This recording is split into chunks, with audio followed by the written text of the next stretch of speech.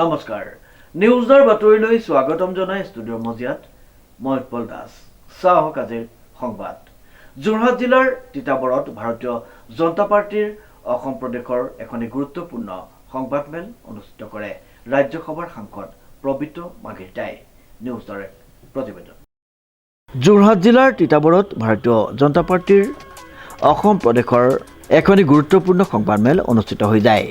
102 নং তিতাবৰ বিধানসভা সমষ্টিৰ অন্তৰ্গত তিতাবৰ চাৰিআলিৰ শান্তিপুৰস্থিত মুখ্য নিৰ্বাচনী কাৰ্যালয়ত এই সংবাদমেল অনুষ্ঠিত হয় ডাবল ইঞ্জিন চৰকাৰ কি আৰু কিয় প্ৰয়োজন আছে আমি এই কথা আজি এই কাৰণে বিশেষভাৱে উল্লেখ কৰিব লাগিব যে মই আজি এই মুহূৰ্তত আছোঁ তিতাবৰেই হওক বা নাজিৰাই হওক শিৱসাগৰ হওকে বা ঢকুৱাখানা নলবাৰীয়ে হওক আজি বিভিন্ন ৰাজনৈতিক চিন্তা চৰ্চা বা আমাৰ বিভিন্ন উন্নয়নমূলক কাম কাজ ভাষা সাহিত্য সংস্কৃতি ইতিহাসৰ সোণালী পৃষ্ঠাবিলাকৰ প্ৰচাৰ পুনৰুত্থান ইত্যাদিৰ সমান্তৰালভাৱে আমাৰ এটা কথা ৰাইজে আমাৰ সৈতে একেলগে সুৰ মিলাই আজি উচ্চাৰণ কৰিছে যে হয় ডাবল ইঞ্জিন চৰকাৰৰ প্ৰয়োজন আছে সামগ্ৰিক বিকাশৰ বাবে ডাবল ইঞ্জিন চৰকাৰৰ কথা আজি একোখন গাঁও বা এটা বিধানসভা সমষ্টিলৈ আহিছে যে আজি সকলোৱে কৈছে হয় কেন্দ্ৰত নৰেন্দ্ৰ মোদী ডাঙৰীয়া নেতৃত্বাধীন NDA চৰকাৰ বিজেপি চৰকাৰ তাৰ পৰৱৰ্তী ইঞ্জিনটো আছে আমাৰ অসমৰ পৰিপ্ৰেক্ষিতত হিমন্ত বিশ্ব শৰ্মা নেতৃত্বাধীন আমাৰ ৰাজ্য চৰকাৰ বা আপোনালোকৰ আশীৰ্বাদত হ'বলগীয়া তৃতীয়বাৰৰ বিজেপি চৰকাৰ সেই ডাবল ইঞ্জিন চৰকাৰৰ চলমান ৰেলগাড়ীখনত প্ৰত্যেকটো সমষ্টিৰ মানুহেই বিচাৰে যে এই বিকাশৰ চলমান সুৰক্ষাৰ চলমান সেই ৰেলগাড়ীখনত আমাৰ নিজৰ সমষ্টিটো এটা দবা হিচাপে সংযোগ কৰি দিওঁ প্ৰত্যেকখন গাঁৱৰ মানুহে প্ৰত্যেকটো বুথৰ মানুহে বিচাৰিছে যে আমি ডাবল ইঞ্জিন চৰকাৰৰ বিকাশৰ এই অনিৰুদ্ধ গতিৰ এক সহযাত্ৰী হওঁ সেই কথা ক'বৰ বাবে আমি আহিছোঁ পৰম কৃতজ্ঞতাৰে অসমবাসী ৰাইজলৈ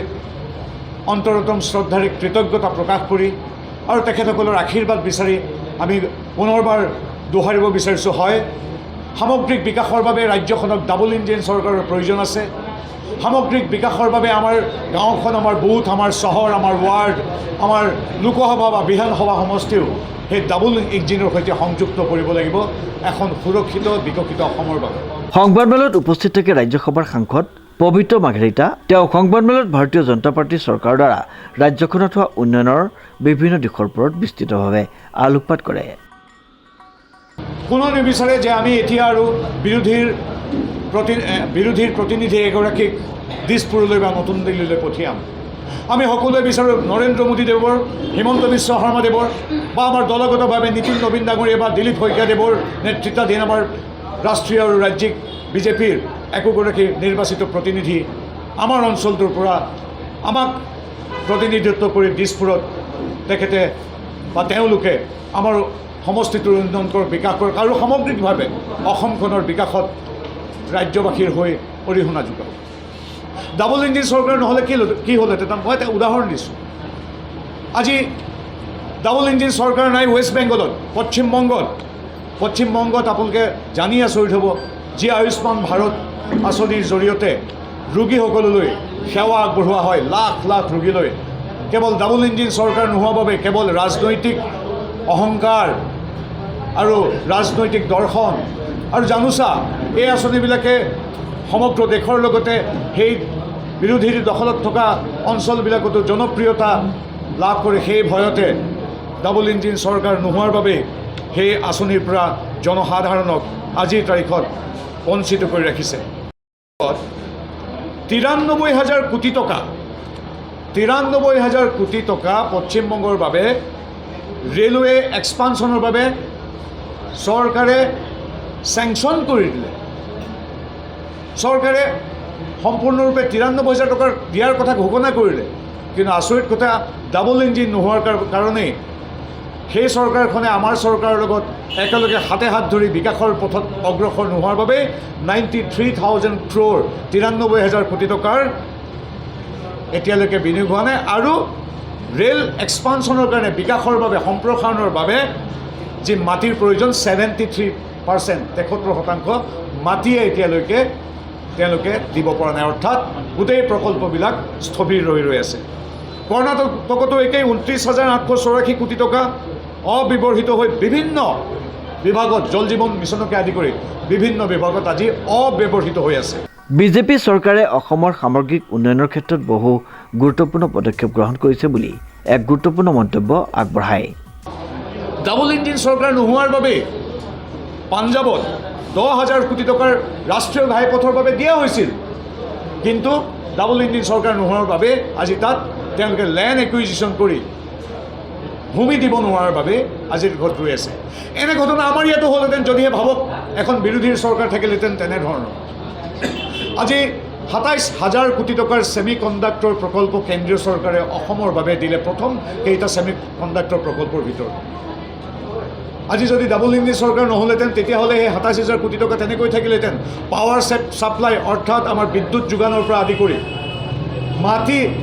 অধিগ্ৰহণ কৰি গতাই দিয়ালৈকে কামবিলাক নহ'লহেঁতেন। কিন্তু হিমন্ত বিশ্ব শৰ্মা নেতৃত্বাধীন NDA চৰকাৰ আছে বাবে আজিৰ তাৰিখত কিছু মাহৰ পিছতে আমি দেখিম একো চিপ, যিকেইটা চিপ হয়তো আমেৰিকা, ইংলেণ্ড, অষ্ট্ৰেলিয়া, নিউজিলেণ্ডত কোনোবা মোবাইল ফোনত, কোনোবা গাড়ীত থাকিব, কোনোবা বিভিন্ন ধৰণৰ ইলেক্ট্ৰনিক সামগ্ৰী, বৈদ্যুতিন সামগ্ৰী থাকিব, য'ত লিখা থাকিব made in Assam, made in India. আজি ডাবল ইঞ্জিন চৰকাৰ আছে বাবে আজি আমাৰ ৰাজপথ সম্প্ৰসাৰিত হৈছে। আজি ইখনৰ পিছত সিখন ব্ৰহ্মপুত্ৰৰ ওপৰত দলং আছে, নিৰ্মাণ হৈ আছে। আজি ডাবল ইঞ্জিন চৰকাৰ আছে বাবে এলিভেটেড কৰিডৰ সিদিনাখন শিলান্যাস কৰিলে প্ৰধানমন্ত্ৰী মোদীদেৱে, মাটি অধিগ্ৰহণ হৈ গৈছে। আজি কাম কাজ প্ৰায় আৰম্ভ হ'বলৈ উপক্ৰম হৈছে আণ্ডাৰ ৱাটাৰ টানেল গহপুৰ আৰু নুমলীগড় সংযোগী। গতিকে আমাৰ গাঁওখন, আমাৰ ৱাৰ্ড, আমাৰ বুথ, আমাৰ তিয়ক, তিতাবৰ, মৰিয়নি বা চন্তক, নাজিৰা, আমাৰ ঢকুৱাখানা, ঘগ্ৰাপাৰ বা কৈঠালকুছি, আমাৰ প্ৰত্যেকটো অঞ্চল, প্ৰত্যেকটো সমষ্টিক বিকাশৰ গতিৰ সৈতে সংযুক্ত কৰিবলৈ আমাক ডাবল ইঞ্জিন লাগে। আৰু আমি কৃতজ্ঞতা এইকাৰণে প্ৰকাশ কৰিছোঁ যে অসমৰ ৰাইজে এতিয়া ইতিমধ্যে সিদ্ধান্ত লৈছে, প্ৰতিটো অঞ্চলৰ মানুহে সিদ্ধান্ত লৈছে, মোৰ অঞ্চলটো, মোৰ গাঁওখন বা মোৰ বিধানসভাৰ উন্নয়নৰ বাবে, মোৰ অসমীয়া আইৰ আন্তঃগাঁথনিৰ উন্নয়নৰ বাবে, আমাৰ ৰাজ্যখনৰ উন্নয়নৰ বাবে ডাবল ইঞ্জিন চৰকাৰৰ প্ৰয়োজন আছে। 65,000 চাকৰি দিয়া হৈছে। আটাইতকৈ ডাঙৰ কথা, 5 বছৰৰ আগতে সংকল্প লৈছিল আমাৰ বিজেপিয়ে যে আমি 1 লাখ চাকৰি দিম, কিন্তু তাৰ বিপৰীতে আজি 1,65,000 চাকৰি দিয়া হ'ল। ক'তো এখন তামোল খোৱাৰ কোনো এটা উদাহৰণ নাই। তাৰ বিপৰীতে আপোনালোকে মনত পেলাওক, কংগ্ৰেছৰ দিনত ৰাকেশ পাল প্ৰমুখ্যে চাকৰি দিয়া মানুহবিলাক জেললৈ যাবলগীয়া হৈছিল। আমাৰ দুখীয়া নিম্ন মধ্যবিত্ত পৰিয়ালৰ মানুহে মাটি বাৰী বিক্ৰী বন্ধকত দি কংগ্ৰেছী দালালৰ হাতত পইচা তুলি দিবলগীয়া হৈছিল চাকৰিৰ বাবে। আজি কিন্তু 1,65,000 চাকৰি দিয়া হৈছে দুৰ্নীতিবিহীনভাৱে। এয়া হ'ল বিকশিত অসম, যি বিকশিত অসম কেৱল যে আজি ৰিজাৰ্ভ বেংক অফ ইণ্ডিয়াই অসমখনক ভাৰতৰ ভিতৰতে দ্ৰুত অৰ্থনীতি বুলি ঘোষণা কৰিছে। আজি জনমূৰি আয় আজি অসমৰ জনতাৰ দুগুণ বৃদ্ধি পাইছে। পূৰ্বতে আমি যদি ঋণ ল'ব পাৰিছিলোঁ কিছু 10,000 কোটি টকা, আজিৰ তাৰিখত আমাৰ ষ্টেট GDP ইমান বৃদ্ধি পাইছে, আমি ইমান উপাৰ্জনক্ষম হৈছোঁ, আমি তাতকৈ বহু গুণ আজি আন্তঃগাঁথনি উন্নয়নৰ বাবে ঋণ ল'ব পাৰিছোঁ। আগন্তুক দিনসমূহত অধিক উন্নয়নমূলক কাম আগবঢ়োৱাৰ প্ৰতিশ্ৰুতি প্ৰদানেৰে ৰাইজৰ সহায় সহযোগিতা কামনা কৰে ৰাজ্যসভাৰ সাংসদ পবিত্ৰ মাৰ্ঘেৰিটাই। প্ৰশান্ত গায়নৰ ৰিপৰ্ট, নিউজ নাও।